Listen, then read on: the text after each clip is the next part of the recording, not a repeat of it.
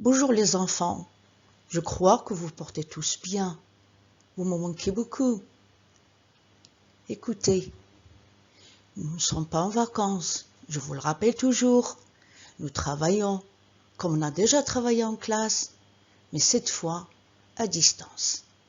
Comme je vous ai toujours dit, on peut s'intégrer, s'adapter à toutes les situations qui se présentent à nous. Aujourd'hui, avant de commencer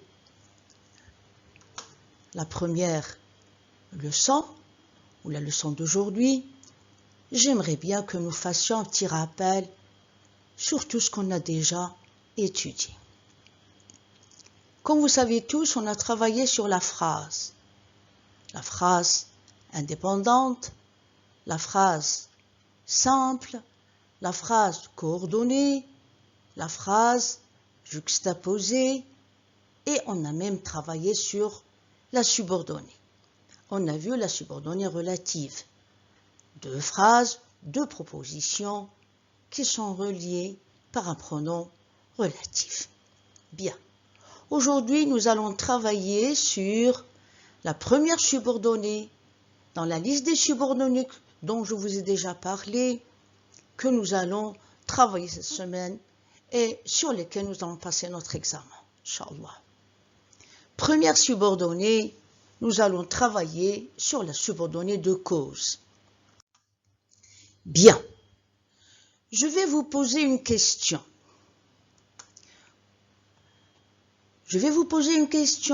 Pourquoi tu ne vas pas à l'école? Chacun de vous va me répondre ou me donner une réponse. Pourquoi tu ne vas pas à l'école? Car l'école a fermé ses portes. Un autre va me dire parce que les cours sont suspendus. Un autre peut-être va me dire parce que les responsables ont peur que nous soyons contaminés. Vous savez très bien, les enfants, que nous passons par des moments difficiles, mais Dieu Tout-Puissant nous assiste. Et nous allons sortir de cette crise, Inch'Allah, indemne. Bon. Ici, la réponse à la question « Pourquoi tu ne vas pas à l'école ?» Vous m'avez répondu par plusieurs réponses. Vous pouvez donner plusieurs réponses. Ces réponses, c'est une justification à l'idée qu'on a donnée au début. Pourquoi je ne vais pas à l'école? Parce que elle ferme ses portes. Parce que les responsables ont peur et nous protègent. Car plusieurs réponses, plusieurs justifications, plusieurs raisons à cet acte que nous allons effectuer. Très bien. Suivez bien avec moi. Si je dis « je travaille bien », j'ai réussi parce que je travaille bien. Je travaille bien, c'est la cause. La réussite, c'est la cause de mon travail. C'est la cause de mon travail. Très bien. Là, nous avons deux phrases. Nous avons donc deux phrases. Je vais réécrire la phrase. L'école ferme car le virus se propage. Comme vous le distinguez, comme vous voyez, les enfants, nous avons deux propositions. Ces deux propositions sont liées par l'expression car, qu'on a déjà étudiée dans la coordination, vous en souvenez. On a dit que car, c'est un coordonnant qui exprime la cause. Bien. Maintenant, je vais vous donner d'autres expressions pour exprimer la cause. La cause, l'école ferme, c'est la principale. Car, parce que ce sont des expressions de cause. Le virus se propage, c'est une subordonnée de cause. Donc, nous avons deux propositions liées par l'expression car ou l'expression parce que. Donc, parce que le virus se propage, c'est une subordonnée de cause. La subordonnée de cause me donne une justification à l'acte que j'ai subi dans la principale. Je vous donne un autre exemple. Par exemple, je dis Ahmed est absent car il est malade. Donc la raison de l'absence de Ahmed, c'est la maladie. Compris les enfants? Suivez bien avec moi. Bien. Asseyez-vous et suivez-moi. Bien. Il n'y a pas que car et parce que qui expriment la cause. Nous avons d'autres expressions. On a, je peux utiliser puisque, vu que, attendu que. Et je peux utiliser aussi puisque. Seulement, je peux attirer votre attention sur une chose. Que, car, parce que, vu que, attendu que, il y en a d'autres, que je mets seulement au milieu des deux propositions. Ils sont toujours au milieu. Nous avons maintenant l'expression comme et puisque. Ces deux expressions, il faut que je les mette au début de la phrase. Par exemple, comme j'ai bien travaillé, j'ai réussi.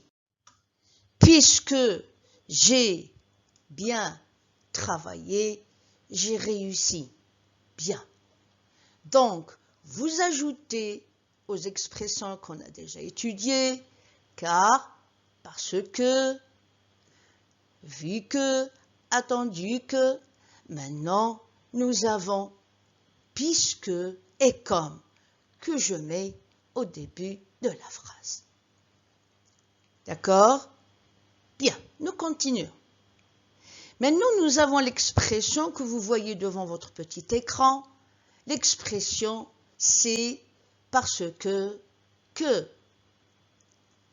C'est parce que le virus se propage que les écoles ferment ou que les élèves restent chez eux.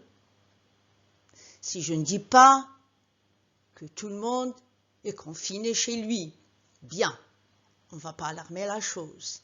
Bien, c'est parce que c'est une expression qui me permet de mettre la cause en valeur. C'est parce qu'il est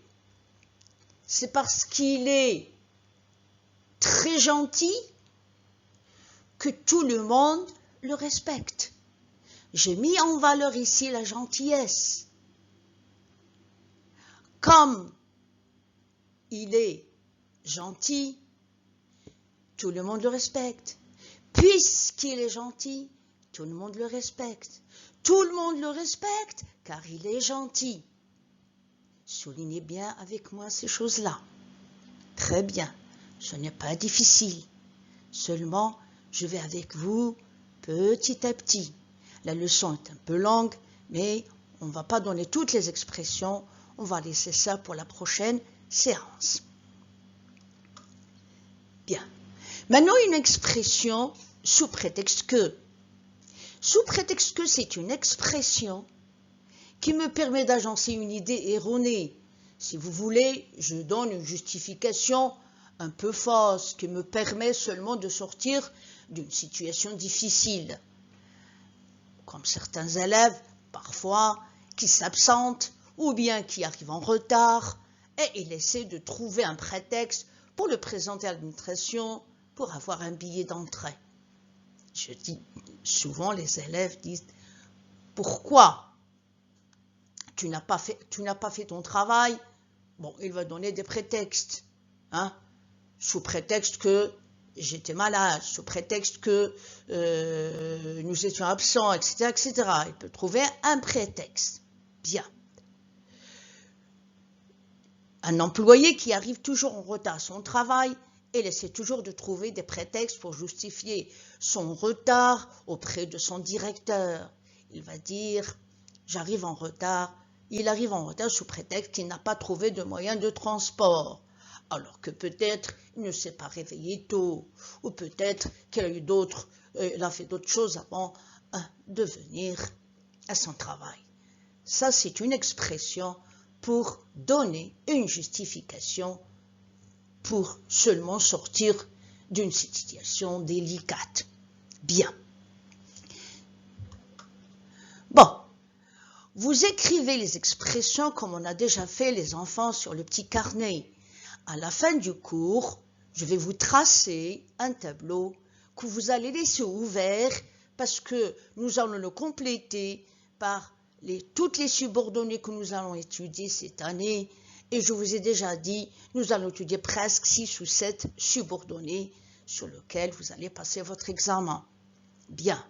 Bon, alors, voilà donc ces expressions-là. Si vous pouvez, avant de dormir cette nuit, vous essayez de construire une petite phrase avec chaque expression. Ouvrez un dossier sur le petit carnet. Bien. Pour exprimer la cause, il y a d'autres moyens, bien sûr. On va s'arrêter là. Je vous demande, les enfants, d'apprendre les expressions et les transcrire sur le carnet. Essayez aussi de construire des phrases avec chaque expression. Bon, je vous donne un petit exercice d'application que nous allons corriger la séance prochaine. Donc, exprimer la cause. Il a raté son rendez-vous, il n'a pas trouvé un taxi. L'accusé n'a pas de casier judiciaire, il aura un sursis. Le suspect a été relâché, il n'y a pas de preuves contre lui. Il a réussi à l'examen, il a bien travaillé. Le monde est en alerte, le virus se propage d'une grande vitesse. Faites les exercices. Je compte sur vous. Nous corrigerons la prochaine séance. Il y aura une suite à la leçon. Écoutez-moi les enfants. Soyez au rendez-vous. La séance de français, n'oubliez pas. Soyez tous au rendez-vous. Et essayez de m'envoyer des commentaires ou bien si vous avez des explications, vous n'avez qu'à vous adresser à l'administration. Les enfants, nous vivons une situation difficile. Nous allons, Inch'Allah, s'en sortir. Soyons solidaires. Essayons de déployer nos efforts. Ne vous alarmez pas. Essayez de limiter les contacts. Dieu sera avec nous. Renforçons nos forces. Soyons solidaires. Madame Bourhalar vous aime tous. Je vous aime beaucoup. À la prochaine séance.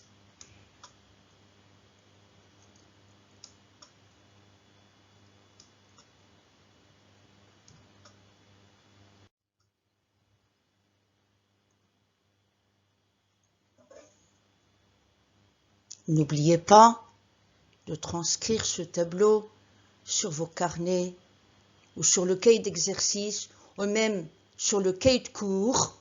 Au milieu, à la fin, laissez 10 pages et mettez-le à la fin du cahier de cours. Ne faites pas les exercices qui sont sur le manuel, parce qu'ils ont mélangé la cause avec une autre subordonnée. Je ne fais pas beaucoup ça. Bien, soyez au rendez-vous. Je vous attends pour la séance prochaine. Bisous à tous.